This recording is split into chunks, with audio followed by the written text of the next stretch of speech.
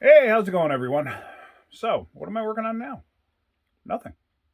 Gonna tell you a story. Some of you don't know this, but my wife and I, we live in an RV. This is our Tiffin Allegro. It's a '07. It's not a new RV by any stretch. It's an older one. We bought it used, and we bought it with the intent of we're going to live in it for a couple of years, and then buy a piece of property or something like that, and put a house up. So that's kind of what we're doing. We're living in the RV. Sorry, I just had a antacid. So it's tight, it's small, and a lot of people are like, "You guys live in an RV?" Yeah, we live in an RV. My wife and I actually like each other, so that's a big plus. My wife's name is Meg. Some of you met her on one of the videos or two of the videos, at least the one with the headlights. But you might have seen her on one with, when we were at the farm, my daughter's farm.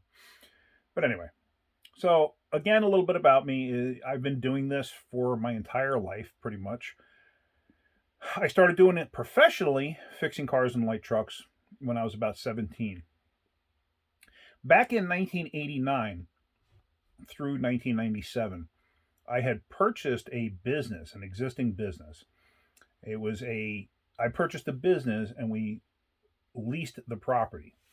And it was a Sunoco gas station, and it was in the city or the town of Rye, New York. Rye is known for Playland, which is an amusement park. It's a very, very beautiful town. It's very, how do I put it, like Andy Griffith type town. On one side where my shop was literally right on a corner. It was a two bay shop. It was right on a corner, and it was Route One, the main road there, and it's the same Route One that runs, I believe, all the way up and down the East Coast. On one side of us, or behind us, so to speak, was a whole residential area. And I mean, it was just several streets, all houses, no businesses, anything like that. On the other side of us was basically the beginning of the town, like the business district. And it was like it was like a couple of main streets going through the town, not a very big town, very old fashioned type place. And it was nice because on our corner lot, the way we had it was there was a larger building just off to the left side if you were facing out of my shop, just off to the left side. So it kind of blocked us from a lot of the area in the town there. So we didn't, it was a pretty quiet area where we were. So one side was business district, the other side was residential. We had a deli, couple of blocks down. Um, what else was there? There was a bank like right across the street from us. It was a very quiet area. So we were a corner lot. Like I said, we were a Sunoco gas station. We only had two pumps, very old school, um,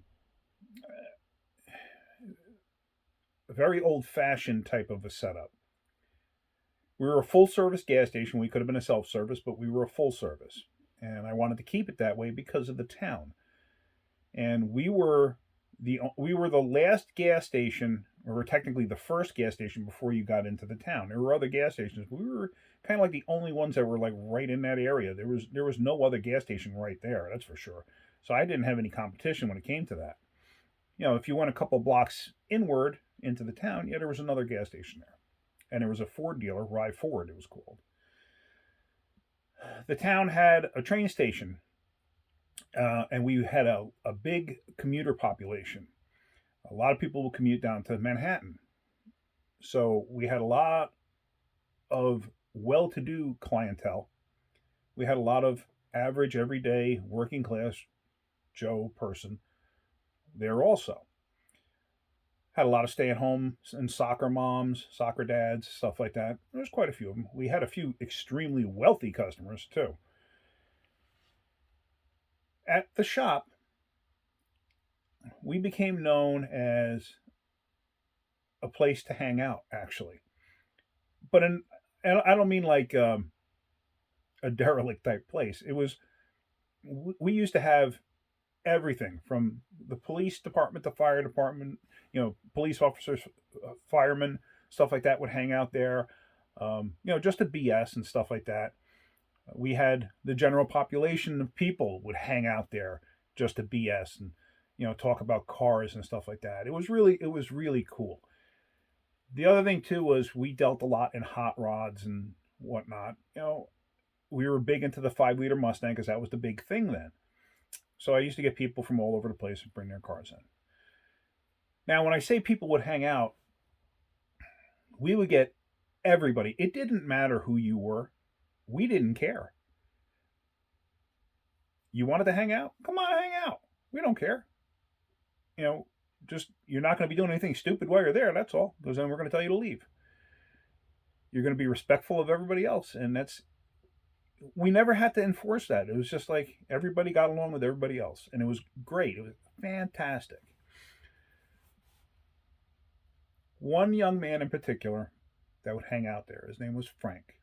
Now, Frank was severely handicapped. Frank lived around the corner from us. His parents, I know his father was a doctor. I don't know about his mother. His father, Dr. Rains, lived one or two houses, or actually right behind us was, I believe, one or two smaller apartment houses, like with, I want to say four, like little apartments in it. And then after that, it was all private homes, if I remember correctly. And the first real house right there, that was the Rains residence. So Frank was severely handicapped. He was in an electric wheelchair, and he had some body deformities. But he could talk. He had some issues with speech and stuff like that, but he could talk, and um, I treated him with respect anytime I saw him, and I'm pretty sure he probably came in. His father was a customer of ours, and I'm pretty sure that's how I got to meet Frank. And I remember his dad said, "Would it be okay if Frank comes up here sometimes, and just stops by and says hello?" I said, "Absolutely. Tell him to come by." So Frank would come up, and he would hang out, and he enjoyed it because we didn't treat him any differently than anybody else that was there. We didn't look at him that he had a handicap. We never did that. We treated him exactly like we treated everybody else, and that's what he really liked. But that's how we were. It's just how we were. I'm a very sarcastic person, and people that know me know that. And I say things that come into my head, and they just come out my mouth. And after that happens, I'm usually like, "Oh, I shouldn't have said that." So one day, Frank was over, and there was a bunch of us there. I don't remember what was going on. Now, Frank, one of his deformities was he had a very large head, and I mean, it was abnormally large. I don't know what his condition was, and I'm sure there's a medical term for whatever that was. So one day, a Napa truck pulls in to deliver parts. I don't think Napa does it anymore. I haven't seen it in forever, but you older guys out there know exactly what I'm talking about. The Napa trucks used to have a fake hat on the roof. It was like a very large baseball cap that said Napa on it. So the truck pulls in. It popped into my head and it had to come out. And I said, "Oh, Frank, look, your hat delivery is here." After I said it, I was like, I can't believe I just said that. I just insulted this poor guy. Like I he laughed. I laughed. A couple of the other guys were like, like laughing, but like looking like, I can't believe he just said that. So anyway, I brushed it off and like, I was kicking myself after I said it. So anyway, Frank winds up leaving at the end of the day. I don't remember how long he was there. He could have been there an hour. He could have been there 4 hours. I just don't recall. So after Frank leaves, one of the guys comes up to me and says, "Man, you shouldn't have said that to Frank. You really crossed the line." I was like, "Yeah, I know I did. That was horrible. I feel really bad about it." The next day, I open up the shop, and here comes Dr. Rains. He had a Jaguar. Jaguar. He was British. He comes in, and I was like, oh, here we go. He comes into the shop, and he says, hey, he goes, I got to ask you a question. He said, did you say to my son that his hat delivery was there when the Napa truck showed up with a big hat on the roof? And I said, yes, I did say that. And he says, that's why my son loves coming here. He goes, he spoke about that all night.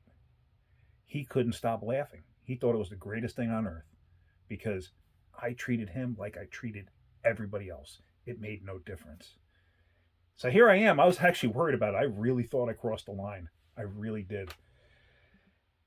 And I guess because he knew how I was, and he knew how everybody at the shop was, and the fact that nobody looked at him any differently than as if he was a regular person, which he was. He had physical issues. He also had speech issues, but we could understand him when he spoke.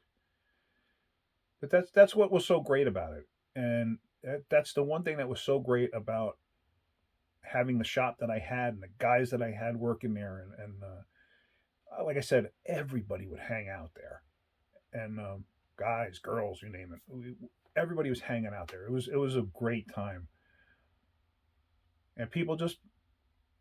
I never had any fights. Never had any. Yeah, there was arguments here or there, but you know, it's going to happen.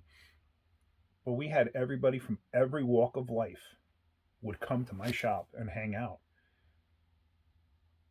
because everybody was the same in my shop.